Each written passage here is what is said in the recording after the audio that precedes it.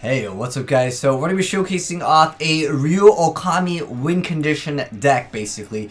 There's actually infinite possibilities with Ryu Okami, and on top of that, because Witch the Black Forest went to 3, it's a list that no one really is utilizing, that triple Witch the Black Forest, because Witch the Black Forest will actually not need to apply the effect of you being able to need the effect of Ryu Okami, because your opponent will actually have this, courtesy of Summon Sorceress. But anyways, Ryu Okami is the main card in here. So basically you're playing 6 copies of it, because Witch is going to search out that card or whatever key combo piece that you need for your follow-up play. But Ryu Okami will open up so many crazy potential OTKs, maybe even FTKs, but this build is more so oriented around like negating everything your opponent does with S0, which you guys will see here very soon. But basically what Ryu Okami does is every time you special summon a monster, you get to send that monster from your extra deck to the graveyard. And you're about to see it right here, and Karma is going to go completely off. So basically, you go ahead and get out Witch of the Black Forest, or if you already have Ryu Okami in your hand, you don't really need this, but this card can technically search out other key cards that you might need.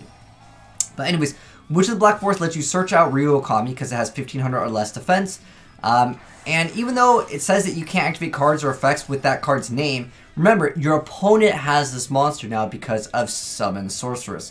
So basically, at this point, every time you bust out a card, and that will obviously proc off of Summon Sorceress effect in the first place. So as soon as we go for the Majesty, we're going to go ahead and send Herald of Arclight. That will allow us to go ahead and get those effects out here. Ryu Okami going to be activating its effect once again, because of course we're getting some tokens, and it's really dirty. And because of Omega, you can essentially recycle any of the cards that would give you some type of a bonus.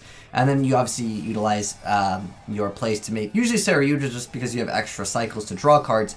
But every time you summon something, you're going to get some type of bonus effect. Because we're sending the YGOPRO Nova, this counts as our opponent actually sending this card to the graveyard by our opponent's card effect.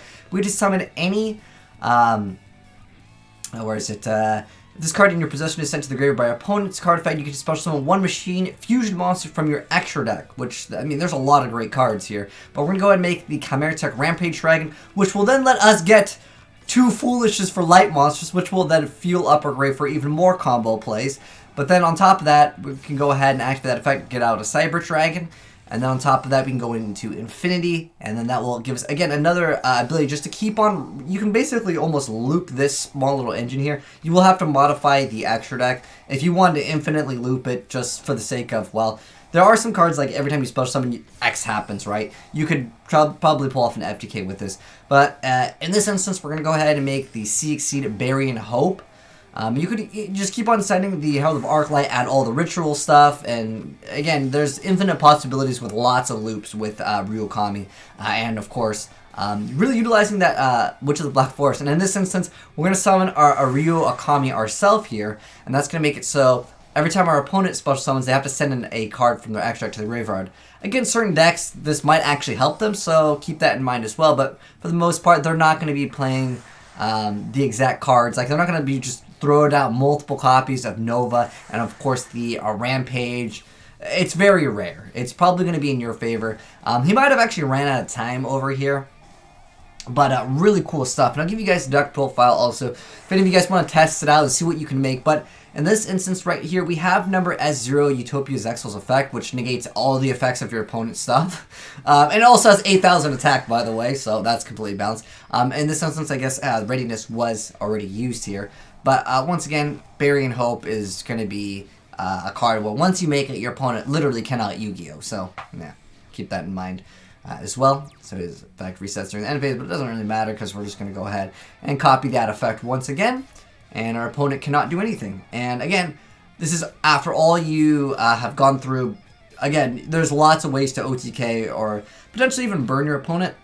I would like to see someone pull that off with your Ryu Okami, but this card is so broken with, of course, Summon Sorceress, because it just gives it to your opponent instantly. And again, with that new ban list, I haven't seen any Witch of the Black Forest at 3.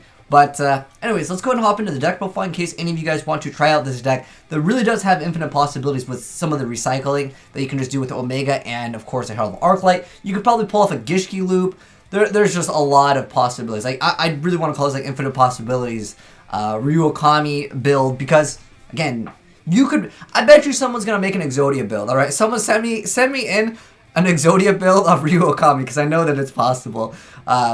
Because you can again recycle a bunch of the stuff with Omega. But anyways, let's go ahead and jump right into the deck profile. So we got Dragon Core Hexer. I honestly don't know what this is for. But we got 3 copies of Ryu Okami here, which is what makes the deck so insane. Then we have the Gamma Seal. We have 2 copies of Deshrudo. We have 1 copy of the Majesty Maiden. Actually, no, I was going to say maybe because it's a worm. And they need more worms. But next up we have the Cyber Dragon for, of course, one of your reset plays.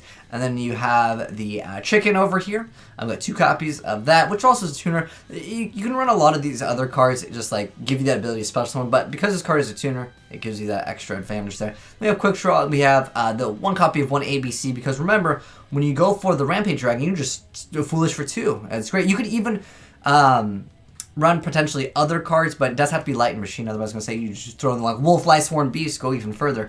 But we got Armageddon Knight, and then 3 copies of Witch of the Black Forest, which obviously lets you add any of your combo pieces, but specifically adding the Ryu Okami is most of the time what you're going to be going for. Then we have our Summoner Monk, and in addition to that, we have our Terratop, Tagan Tomborg, then we got the Triad Dice, B-Slide, 3 copies of Red Resonator, which is going to give you that additional summon. Then we got the Jet Synchron, we got Lord of the Red, we got the Hey Churnade, because it is technically like an OTK/FTK deck. This one's OTK, I don't think this one can FTK, but I mean, if you're making like a Bury in Hope, and then you just be like, yo, you can't activate any of your cards, I consider that pretty much an FTK anyways. Then we got Foolish, we got the Advanced Ritual Art, 3 copies of Designator, 2 copies of the Kaiju Waterfront, and 3 copies of Red Reboot. Obviously, every time a card is something, you can just start adding those cards for free because, well, you're going to go through lots and lots of cards with that play. And even with the Lord of the Red, as you guys saw during the plays, there's a lot of times where your opponent will just happen to have a card. I mean, this is just giving you, like, it gives you the ability to just pop like 2 cards pretty much instantly. One during your turn, one during your opponent's turn. But I don't know, it might be a win harder card. You can consider running something that will give you more consistency, because once you go for the Bury in Hope, do you really need to pop cards? Because they can't really do anything anyways, right? But anyways, for the extra deck, we got the Mobile Base over here, which does have 5,000 defense over there. And then we have the ABC Buster, and then we got 2 copies of the Chimera Rampage. And then we have Omega, and then your Arclight. We have Sea Barian, then we got Cyber Dragon Infinity. Then the Seal 101, 2 copies of Nova for, of course, that effect. This is really important, like these core 4 cards, even like 5 maybe, because it lets you basically pull off the reset much easier, and you could just link up the Cyber Dragon Infinity and then reset the card by putting Omega back into the graveyard and then recycling. It takes a while to do it, but you could technically infinitely loop like so many combos with this card specifically. But next up we got, of course, as 0 to negate everything. We got Saryuja, of course, Summon Sorceress, and NATO Fiber. There is a little bit of room for like the extra deck, and if anything, I would say just specifically this card is like your one spot that you can maybe swap in and out a card. But obviously, you're playing an FTK build, there might be other things that you guys can go for. But anyways, that's it for the vid. Thanks for sharing this Teriyaki, because he's the one that actually sent me the replay, even though he wasn't the one in the replay that pulled off the combo. It was technically the combo, so we gotta give a shout out to him. But anyways, there it is, guys, the Ryu Okami Infinite Possibilities deck.